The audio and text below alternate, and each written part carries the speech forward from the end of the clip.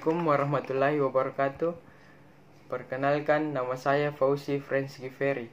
Saya dari kelompok 8 akan memaparkan hasil kerja kelompok kami yang berjudul Perkembangan Perwakafan di Indonesia.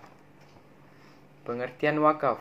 Kata wakaf digunakan dalam Al-Quran 4 kali dalam 3 surat, yaitu Quran Surah Al-An'am ayat 30, Quran Surah Saba ayat 31, dan Quran Surah Al-Safat ayat 24. Ketiga, yang pertama artinya menghadapkan atau dihadapkan, dan yang terakhir artinya berhenti atau menahan. Dan tahanlah mereka di tempat perhentian, karena sesungguhnya mereka akan ditanya. Konteks ayat ini menyatakan proses ahli neraka ketika akan dimasukkan neraka.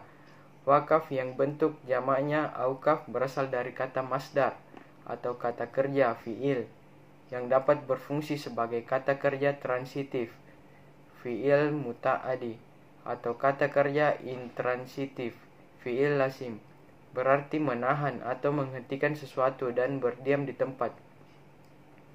Dengan kata lain, perkataan wakaf menjadi wakaf dalam bahasa Indonesia. Kata wakaf sering disebut juga dengan habs.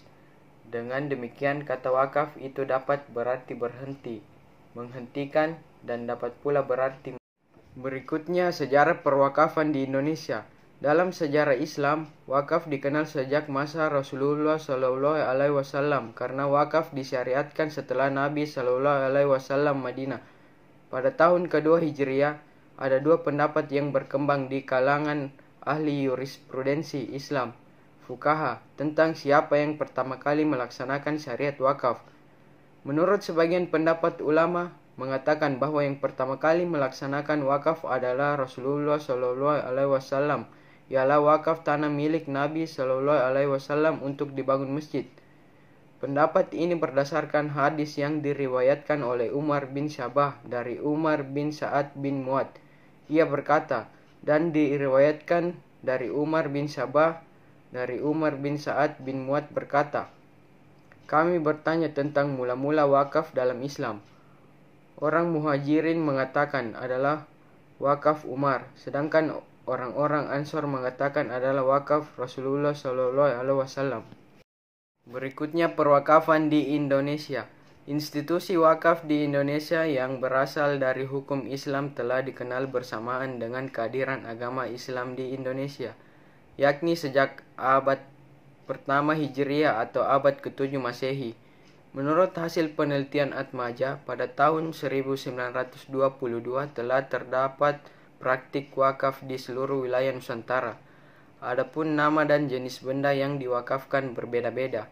Misalnya di Aceh disebut wakeuh, di Gayo disebut wakos, dan di Payakumbuh disebut ibah.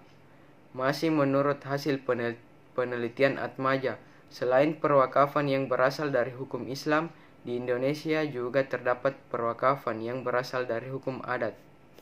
Mungkin itu dari saya. Materi selanjutnya akan dilanjutkan oleh Reski Amalia. Baik, terima kasih atas kesempatan yang diberikan kepada saya. Saya akan melanjutkan materi dari Saudari Fauzi. Macam-macam wakaf. Praktik wakaf dapat dibagi menjadi dua bagian, yaitu wakaf gairi dan wakaf ahli. Wakaf gairi yaitu wakaf untuk kepentingan masyarakat secara umum atau publik, dan wakaf ahli yaitu wakaf yang kalangan tertentu, misalnya keluarga. Wakaf gairi ini yang sejak semula ditunjukkan untuk kepentingan umum, tidak dikhususkan untuk orang-orang tertentu. Praktik wakaf gairi ini berdasarkan hadis diriwayatkan oleh Umar bin Khattab tentang wakaf secara umum dan praktik wakaf yang dilakukan oleh Umar. Wakaf ahli atau wakaf keluarga ialah wakaf yang ditunjukkan pada orang-orang tertentu, seseorang atau lebih, baik keluarga orang yang berwakaf atau bukan. Wakaf ini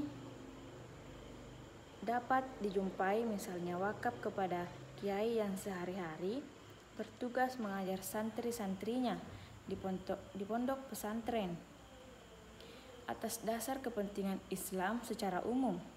kiai ini sebagai penanggung jawab memperoleh wakaf tanah pertanian dari seseorang, kitab-kitab untuk seseorang yang mampu menggunakannya kemudian diteruskan kepada cucu-cucu yang seterusnya. Tujuan orang berwakaf ini ada 5. Pertama, memperbanyak harta untuk kemaslahatan dan khusus sehingga menjadikan perbuatan manusia tidak terpotong pahalanya hingga kematian datang. Yang kedua, sebagai bukti bahwa seseorang tersebut adalah baik dan dermawan dengan ketulusan untuk berwakaf. Yang ketiga, memperluas semua jalan yang bersumber pada kecintaan orang yang memberikan harta. Yang keempat, sesuai dengan hadis, tujuan orang berwakaf agar pahalanya yang didapatkan terus mengalir karena wakaf sifatnya tahan lama dan abadi. Yang kelima, bertujuan untuk membantu sesama dalam pengentasan kemiskinan dan di sekitar kita untuk menjamin kelangsungan hidup anak keturunannya. Adapun dasar hukum wakaf, Quran Surah Al-Hajj ayat 77. Wahai orang-orang yang beriman, rukuklah kamu, sujudlah kamu, sembahlah Tuhanmu, dan berbuatlah kebajikan, supaya kamu mendapatkan kemenangan. Al-Qurtubi yang mengartikan berbuat baiklah kamu.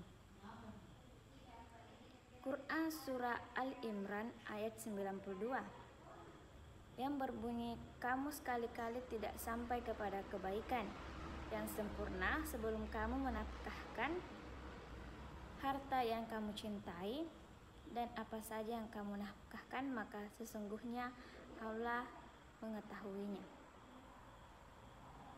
Quran Surah Al-Baqarah nomor 2 ayat 267. Hai orang-orang yang beriman, nafkahkanlah di jalan Allah sebagian dari hasil usaha kamu yang baik-baik dan sebagian dari apa yang kamu keluarkan dari bumi untuk kamu. Baik, itulah tadi pemaparan materi dari saya. Saya kembalikan kepada moderator. Itulah tadi pemaparan dari kelompok kami. Lebih dan kurangnya mohon dimaafkan. Wabillahi taufiq wal hidayah. Wassalamualaikum warahmatullahi wabarakatuh.